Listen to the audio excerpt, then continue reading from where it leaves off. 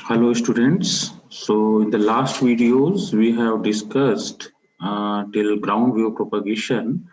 So हमने last classes में ये wave propagation के types, frequency bands, their frequency ranges, जो frequency किस range में वो काम करते हैं, propagation mechanism, radio propagation effects, ground wave.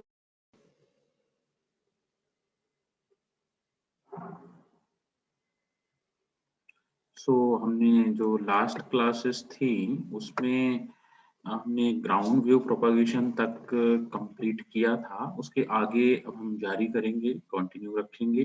ठीक है, तो जो नेक्स्ट हमारा प्रोपगेशन है that is called your sky wave propagation. तो उसको हम लोग स्काई वेव प्रोपगेशन बोलते हैं। स्काई वेव प्रोपगेशन को स्काई वेव प्रोपगेशन को हम लोग आइनोस्फेरिक वेव प्रोपगेशन भी बोलते हैं। ठीक है, सो स्काई वेव प्रोपगेशन और आइनोस्फेरिक प्रोपगेशन की अगर हम मेन पार्ट इस फिगर को देखें, जैसा कि स्लाइड में शो किया गया है, आप देखेंगे दो इंपॉर्टेंट पार्ट जैसा कि हमने पहले भी डिस्कस किया है। फर्स्ट इंपॉर्टेंट पार्ट है इसका ट्रांसमीटर, दूसरा इंपॉर्टेंट पार्ट है receiver. Transmitter consist of your transmitting antenna, जैसे कि ट्रांसमीटर आपका ट्रांसमिटिंग एंटीना कंसिस्ट करता है, और जो आपका रिसीवर है वो आपका रिसीविंग एंटीना कंसिस्ट करता है। यहाँ पर एक टर्म आया है एंटीना। ओके, तो इसको यहाँ पर डिफाइन करना आवश्यक हो जाता है कि एंटीना क्या होता है। थोड़ा हम इसका ब्रीफ में समझ लेते हैं, और एंटीना के बारे में जो डिटेल्स है वो हम आगे आने वाली वीडियोस में, क्लासेस में इसे कवर करेंगे। ठीक है, तो एंटीना क्या होता है? एंटीना एक डिवाइस होती है जो कि ट्रांसमिट करने के लिए वेव्स और रिसीव करने के लिए वेव्स यूज होती है। एंटीना आपका ट्रांसमिट भी कर सकता है और रिसीव भी करता है। एक ही एंटीना हम ट्रांसमिट के लिए भी यूज कर सकते हैं, और डुप्लेक्सर की हेल्प से उसी से हम रिसीविंग एंटीना की तरह से भी उसे हम काम कर सकते हैं। ठीक है, सो अगर आप इस स्लाइड को देखेंगे तो इन आइनोस्फेरिक वेव प्रोपगेशन में अर्थ के कर्वेचर को ध्यान में रखा गया है। दूसरा, ट्रांसमिटिंग एंटीना शो किया गया है, रिसीविंग एंटीना शो किया गया है, और उसके बाद आइनोस्फीयर लेयर को दिखाया गया है जो कि आपकी 80 किलोमीटर से एबव की रेंज में लाई करती है। जैसा कि हमने फर्स्ट वीडियो में देखा था कि आइनोस्फीयर की जो लेयर है वो कहाँ पर लाई करती है। जो हमारा एटमॉस्फेयर है, एटमॉस्फेरिक लेयर्स हैं, उनमें हमने देखा था आइनोस्फीयर की रेंज क्या होती है। एक बार हम उस पार्ट को रिव्यू कर लेते हैं जो हमने फर्स्ट स्लाइड में आपको दिखाया था।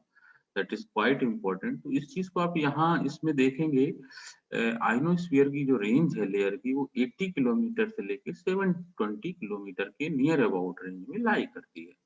ठीक है, सो अगर आप देखेंगे तो हमने अभी जो आइनोस्फेरिक वेव प्रोपगेशन यहाँ पर दिखाया हुआ है अपनी स्लाइड में, स्काई वेव प्रोपगेशन और आइनोस्फेरिक प्रोपगेशन दोनों सेम होते हैं, एक ही होते हैं। सो जो ये आइनोस्फीयर से आप देख रहे हैं, ट्रांसमिटिंग एंटीना से रेज आइनोस्फीयर तक जाती है, और वहां से रेज वापस होके आपके रिसीविंग एंटीना तक पहुंचती है। ठीक है, ये एक ही में हो सकता है, एक ही हॉप में हो सकता है, वन हॉप में डायरेक्ट आइनोस्फीयर लेयर में जाए और वहां से आपका रिसीविंग एंटीना तक पहुंचे, या मल्टी हॉप्स में भी ये कम्युनिकेशन आपका पॉसिबल है। इनको जो आपको कई सारे रिफ्लेक्शन अर्थ से दिखाई दे रहे हैं उनको हम हॉप बोलते हैं, वन हॉप, टू हॉप और मल्टी हॉप। ठीक है, तो इसमें अगर आप देखेंगे तो कम्युनिकेशन कैसे दिख रहा है कि ट्रांसमिटिंग एंटीना से जो वेव है वो आपका आइनोस्फीयर लेयर में जाती है, और आइनोस्फीयर लेयर से जो आपकी वेव है वो वापस होके आपकी रिसीविंग एंटीना पे वापस पहुंचती है। तो इस तरीके से आपका आइनोस्फेरिक जो वेव प्रोपगेशन है या स्काई वेव प्रोपगेशन है आपका कंप्लीट होता है। यानी कि आपकी जो वेव है, आपकी जो इंफॉर्मेशन है, जो आपका सिग्नल है, वो आपका एक एंड से दूसरे एंड आइनोस्फीयर लेयर के थ्रू और आइनोस्फीयर लेयर से गुजरने के बाद वहां पहुंचता है। तो इसको हम इसी वजह से, अब क्वेश्चन यहाँ पर एक प्रश्न क्वेश्चन उठता है कि आपका स्काई वेव प्रोपगेशन को स्काई वेव प्रोपगेशन या हम इसको आइनोस्फेरिक प्रोपगेशन क्यों बोलते हैं? तो पहला सबसे महत्वपूर्ण आंसर इसका ये है कि जो वेव है वो आपकी आइनोस्फीयर लेयर से होके रिफ्रैक्शन और रिफ्लेक्शन के बाद जब वहां से रे वापस आती है, वेव वापस आती है, उसके बाद वो रिसीविंग एंटीना पे पहुंचती है। तो आपका जो इंटरमीडिएट स्टेज का जो वर्क है वो आइनोस्फीयर लेयर पूरा करती है। इसी वजह से हम इसको आइनोस्फेरिक वेव प्रोपगेशन या स्काई वेव प्रोपगेशन कहते हैं। दूसरा महत्वपूर्ण पार्ट है इसका स्काई वेव प्रोपगेशन का, ये लॉन्ग डिस्टेंस वेव प्रोपगेशन के लिए यूज होता है। और उससे एक और इम्पोर्टेंट पॉइंट है जो हमने लास्ट में भी कवर किया था कि जो इसकी फ्रीक्वेंसी रेंज होती है वो आपकी 30 मेगाहर्ट्ज के 2 से लेके नियर अबाउट 30 मेगाहर्ट्ज के बीच में लाई करती है।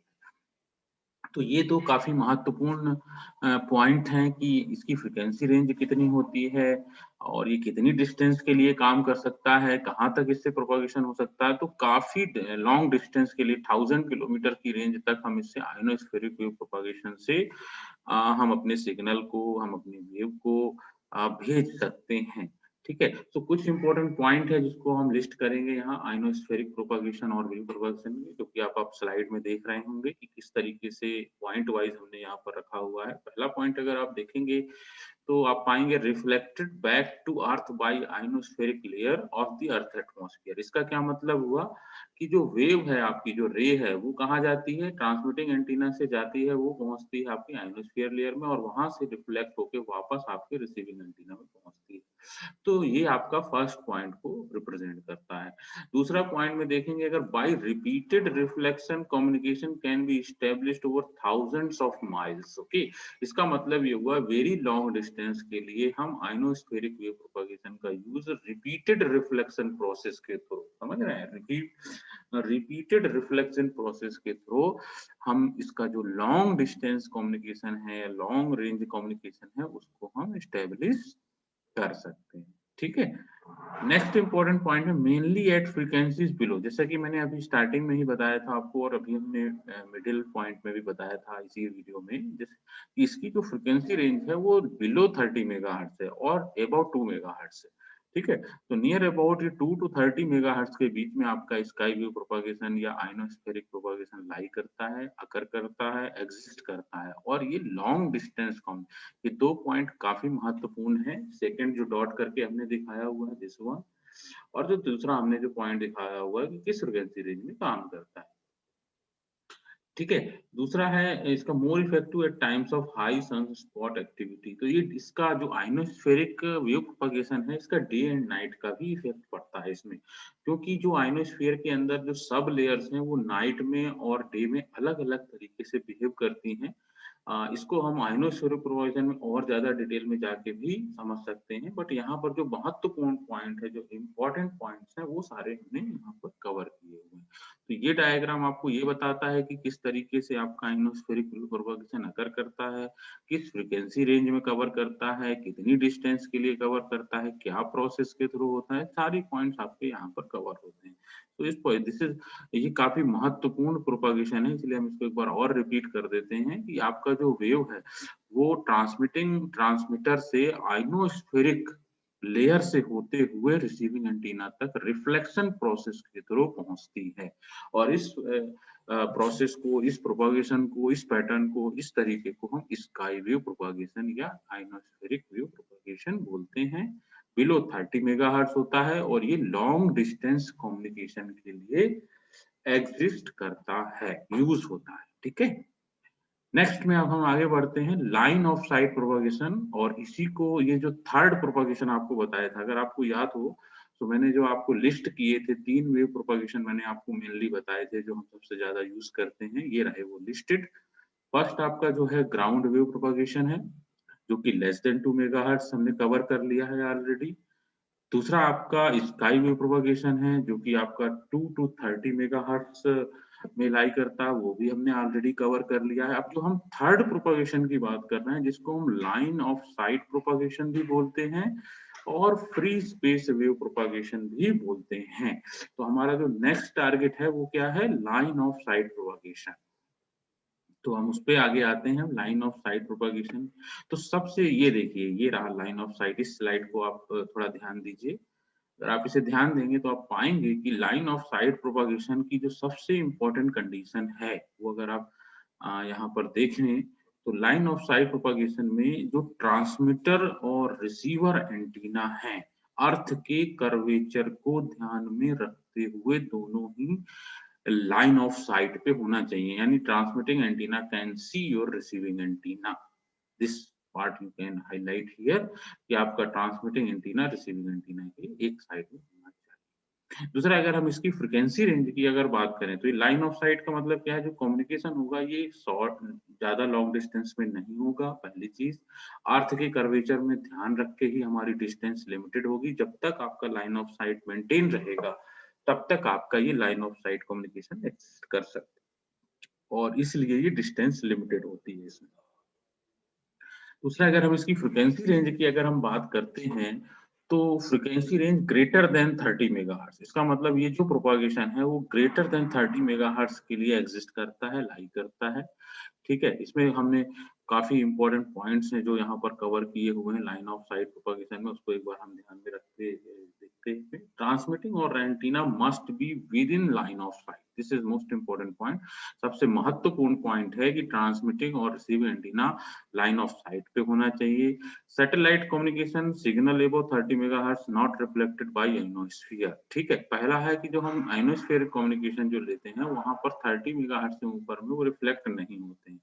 तो ये जो प्रोपगेशन है आपका लाइन ऑफ साइट प्रोपगेशन, ये ग्रेटर देन 30 मेगाहर्ट्ज के लिए लाई करता है। ठीक है, इसके आगे अगर हम देखें तो refraction of bending of microwaves by the atmosphere, तो ये जो सारे इंपॉर्टेंट पॉइंट हैं ये कैटेगराइज किए हुए हैं। बट यहाँ पर जो हमारा मेन पर्पस है, लाइन इस इक्वेशंस को हम आगे कवर करेंगे, तो यहाँ पर हमारा जो मेन पर्पस है वो सबसे महत्वपूर्ण है कि ये डिस्टेंस लिमिटेड है, लाइन ऑफ साइट पे होना चाहिए, किस फ्रिक्वेंसी पे होगा। बाकी इसमें अगर आप प्रोसेस देखेंगे तो ये आपका जो फर्स्ट लाइन दिखाई दे रही है ट्रांसमीटर को शो कर रही है, दूसरा आपके रिसीवर को शो कर रही है, और जो अर्थ के ऊपर जो कर्वेचर दिखाया हुआ है ये कर्वेचर आपके लाइन ऑफ साइट मेंटेन करने में अफेक्ट करता है। ठीक है, इसी वजह से इसमें जो डिस्टेंस होती है वो लिमिटेड रहती है। तो इस पॉइंट को हमें स्पेशली ध्यान रखना चाहिए। This is one of the important communication जो कि आपका ग्रेटर देन 30 मेगाहर्ट्ज से ऊपर यूज होता है, और ये थर्ड टाइप्स ऑफ जो इम्पोर्टेंट वेव प्रोपगेशन है उसमें एग्जिस्ट करता है। ठीक है, इसके आगे जो इम्पोर्टेंट पैरामीटर्स हैं लाइन ऑफ साइट से, जैसे कि डिस्टेंस है, इफेक्टिव विड्थ है ना, और जो हमारा मैक्सिमम डिस्टेंस हम कितनी कवर कर सकते हैं, इसके बारे में हम लोग नेक्स्ट वाले वीडियो में स्टडी करेंगे डिटेल में। तो अभी इस वीडियो में हम यहीं तक कवर करेंगे लाइन ऑफ साइट प्रोपगेशन की प्रिंसिपल, उसकी वर्किंग डिटेल्स और उसके कॉन्सेप्ट। तो यहाँ पर हमने इसे लाइन ऑफ साइट प्रोपगेशन जो कि थर्ड टाइप्स का कम्युनिकेशन था उसे कंप्लीट किया है। So thank you for listening this video, thank you.